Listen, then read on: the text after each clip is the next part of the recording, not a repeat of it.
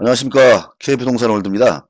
7월 25일자로 기획재정부에서 2019년도 세법 개정안을 발표하였습니다.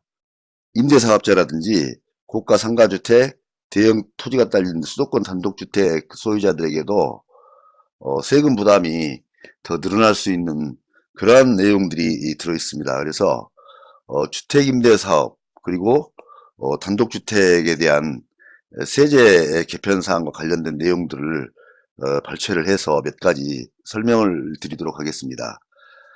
중요한 내용으로는 네 가지를 들 수 있는데요.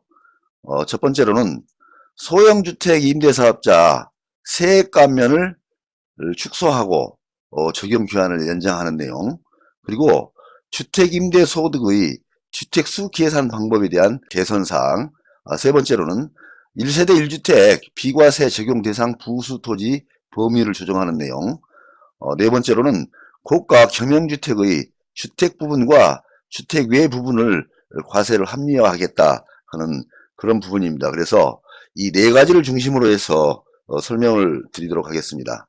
첫 번째로는 소형주택 임대사업자 세액 감면율을 축소하고 적용 기한을 연장하겠다 하는 내용인데요.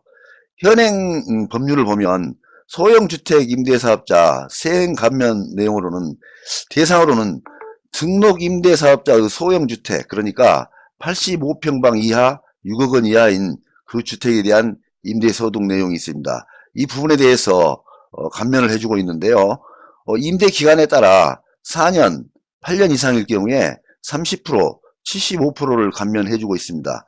그리고 적용 기한으로는 19년 12월 30일까지, 31일이죠. 31일까지 적용을 해주는 걸로 되어 있는데, 이 개정안을 보게 되면 감면율에 있어서 4년 이상, 8년 이상 했던 30%, 75%를 20%, 50%로 축소시킨다는 내용입니다. 그래서 4년 이상일 경우에는 30% 감면했던 내용을 20%로 축소를 시키고, 8년 이상 했던 사람들에 대해서 75% 감면했던 내용을 50%로 축소를 시킨다는 그런 내용입니다. 그리고 적용 기간은 2022년 12월 31일까지 연장하겠다 하는 그런 개정안이고요. 적용 시기는 2021년 1월 이후에 발생하는 소득분부터 적용을 하겠다 하는 그런 내용입니다.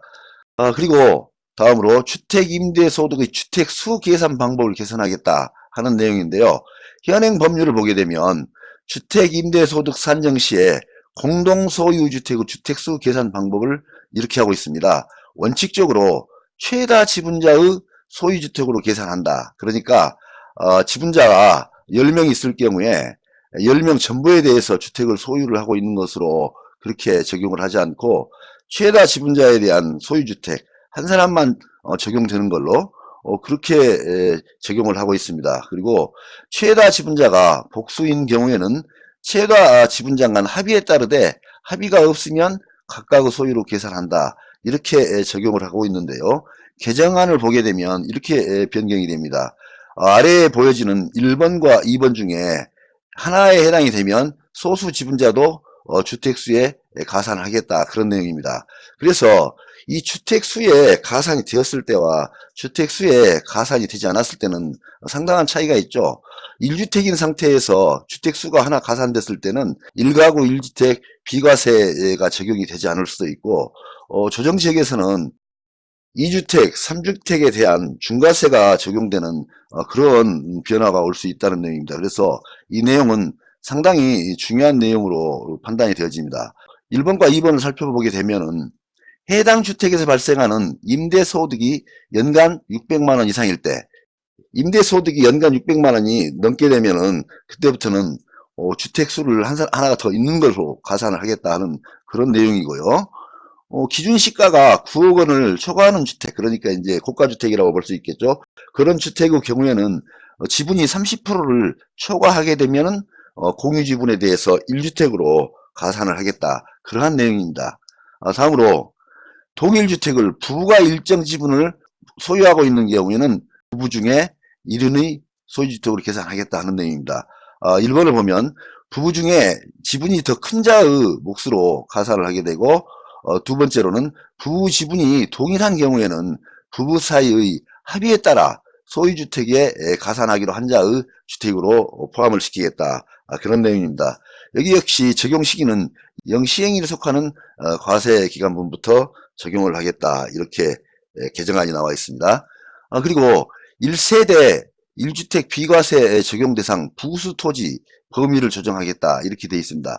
현행 법률을 보게 되면 비과세되는 1세대 1주택의 부수토지 범위는 도시지역인 경우에는 주택 정착면적의 5배, 도시지역 바뀐 경우에는 주택 정착면적의 10배까지 비과세를 해주고 있는데 이 내용이 변경되는 내용입니다. 그래서 수도권 도시지역, 그러니까 전체를 다 포함시켜서 적용을 시키는 건 아니고요. 수도권 도시지역의 부수토지 범위를 조정하는 내용입니다. 도시지역으로 봤을 때 수도권에 대해서는 5배였던 거를 3배로 축소를 시키겠다 하는 내용이고요.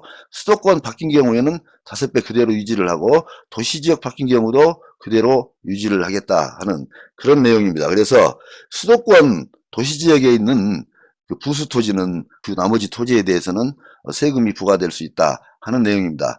그래서 여기도 적용 시기는 2022년 1월 이후에 양도하는 분부터 적용을 하겠다 하는 것으로 개정안이 나와 있습니다.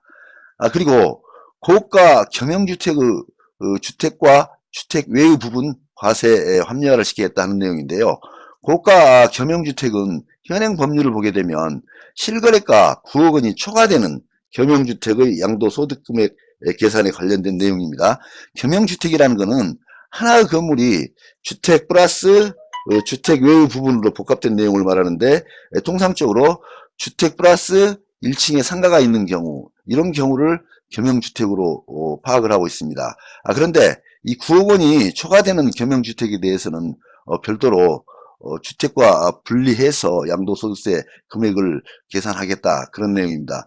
현행 법률을 보게 되면 주택 외의 부분 연면적이 주택 연면적보다 크거나 같을 경우에는 주택 부분만 주택으로 봐서 주택에 대해서는 주택 부분에 해당되는 세금을 부과를 하게 되고 주택 외의 부분에 대해서는 상가에 대해서는 상가에 대한 세금을 따로 계산을 해서 부과를 하고 있는데요.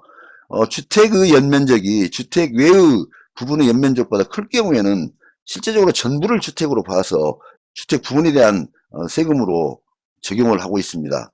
그래서 전부를 주택으로 봐서 1가구 1주택인 경우에는 비과세를 해주고 있는데 앞으로는 주택과 주택 이외의 부분을 별도로 분리를 해서 양도소득세를 계산하겠다는 내용입니다. 그래서 앞으로 세금 부담이 더 늘어날 수 있는 그러한 개정안이다. 그렇게 보여지고요.